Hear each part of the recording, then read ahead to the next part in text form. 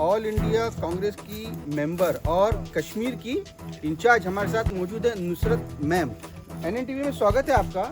2 बज रहा है रात का और कोर्ट परिसर में आप क्या कर रहे हैं? वैसे मैं बिल्कुल उन लोगों को फेवर नहीं करूंगी जिन्होंने ये चीज़ें भड़काई है, जिन्होंने आगजनी की है, जिन्होंने जो कल्प्रिट है उनको सज़ा मिलनी चाहिए। हम उनके फेवर में नहीं है, लेकिन इनोसेंट लोगों को भी बहुत ज़्यादा तकलीफ देने का काम हो रहा है। तो ऐसा हमेशा होता है?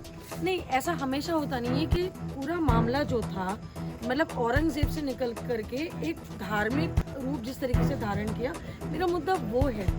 आपने औरंगजेब का वहाँ पे विरोध किया शिवाजी पुतले के पास में, तो जिन लोगों ने किया आपने उनको अरेस्ट नहीं किया। ऑलरेडी कमल हरियाणवी के ऊपर में हेट स्पीचेस का केस है, FIR हो चुकी है। अमूल ठाकरे को अभी तक अरेस्ट नहीं किया गया। इस प्रकार की चीज़ें हैं। और दूसरा बुरा बात ये लगी है कि औरंगजेब जो है वो तो साइड में हो गए, मज़ार के ऊपर से चादरें खींच के लाई गई और उन चादरों को ज़मीन पे रख के जलाने की कोशिश की गई। उस पे कलमे लिखे हुए थे, उर्दू में मतलब अरबी में आयत लिखी गई थी। तो ये सीधे सीधे मतलब किसी एक समुदाय को तकलीफ देने का काम किया गया। दुख इस बात का है कि उस वक्त जब ये हो रहा था, जब वो लोग उस चादर को आगजनी कर रहे थे, वो पुलिस की मौजूदगी में हुआ। और आप वीडियो में देख सकते हैं कि पुलिस जिस तरीके से बचाव करी थी, जैसे हमारे नॉर्मल आंदोलन रहते उसमें भी ऐसे नहीं होता है। मतलब इट वॉज वेरी नॉर्मल। और 2 पुलिस वाले उसमें साफ साफ आपको नजर आ रहे हैं। लेकिन उसके बावजूद भी वहाँ पर जब मैं वहाँ पे 6 बजे तक गणेशपेट पुलिस स्टेशन में थी, वहाँ पर लोगों का सिर्फ यही था कि आप उनको अरेस्ट करिए, उनको आप अरेस्ट करिए। इतनी सारी पुलिस लगी है, लेकिन हम 2-4 लोगों को हम उठा करके नहीं ला पाए। ठीक है, वो किस दायरे में बैठता, उनको अरेस्ट करना नहीं करना, FIR हुई वहाँ पे, सारे सब ठीक है। मुझे बहुत दुख है कि पुलिस वालों को इतना ज़्यादा इंजरी हुई है। हमारे DCP को कदम साहब का मतलब कल मेरी उनसे बात हुई कदम साहब से, वहीं सामने ही निकले और उसके थोड़ी देर के बाद उनके हाथ पे जो वो हुआ। तो ये सब गलत है। लोगों ने कानून को किसी भी सूरत में अपने हाथ में नहीं लेना चाहिए। मैं अब भी कह रही हूँ, अफवाहों का बाजार गर्म ना करें, जो सच है उस पर यकीन करें, कानून अपने हाथ पे ना लें। थोड़ा सा सब्र का भी मुजाहरा हमें देना चाहिए। लेकिन पुलिस से भी रिक्वेस्ट है कि वो माइनर से और जो इनोसेंट है उनके साथ एक सॉफ्टली बिहेव करे। मैं नागपुर के कमिश्नर साहब से भी अपील करती हूँ। और जिस तरीके की बयानबाजी BJP की तरफ से हो रही है, ये नहीं चलेगी। मैं प्रवीण दटके जी को भी एक बात बोलना चाहूँगी। उन्होंने जिस तरीके की बयानबाजी की है, जो बोला है, मुझे दुख है। हंसापुरी में जो हुआ, मैं उन लोगों के साथ उनके समर्थन में हूँ, क्योंकि इनोसेंट लोगों के घर, गाड़ियाँ वहाँ पर सब खत्म करने की कोशिश की, बिल्कुल गलत है। लेकिन किसी एक ही समुदाय को टारगेट करना ये गलत है। प्रवीण दटके जी ने भी आज सुबह ये कहा कि पुलिस कहीं ना कहीं इसके लिए जिम्मेदार थी।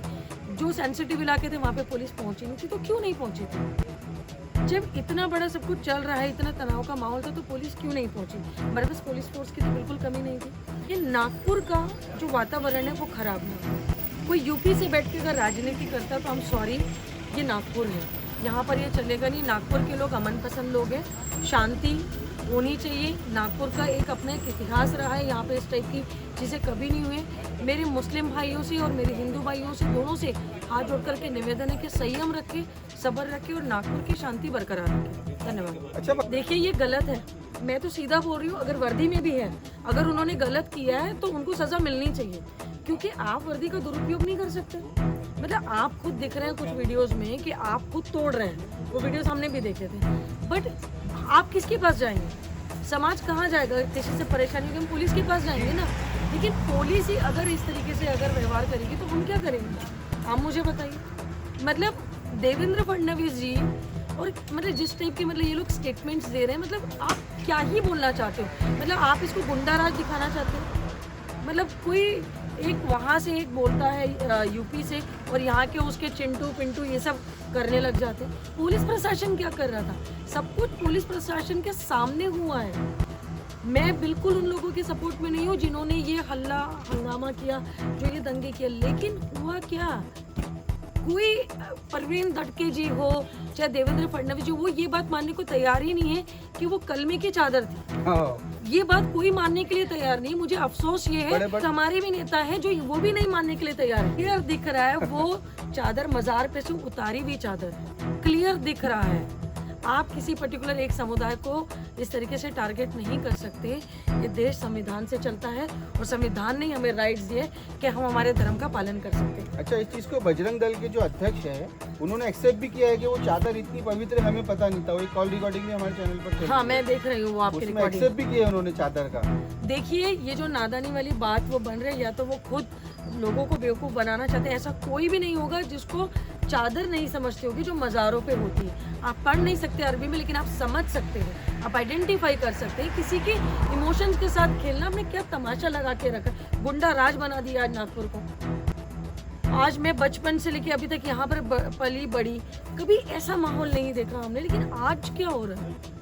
पूरे देश में नागपुर की चर्चा है। This is high. फिर भी मैं रिक्वेस्ट करूंगी कि पुलिस ने भी जो उनके कानून है बिल्कुल उन्होंने करने चाहिए अपने कानूनों का पालन, लेकिन उसका दुरुपयोग ना हो। इनोसेंट लोगों को आप ना पकड़ो, इनोसेंट लोगों के साथ मिसबिहेव ना करें, यही मेरी रिक्वेस्ट है। चलिए, बहुत शुक्रिया। तो व्यूवर्स, आपने सुना, और अगर आपको वीडियो अच्छा लगा तो हर ग्रुप में, हर पेज पर शेयर करें। जय हिंद, जय महाराष्ट्र।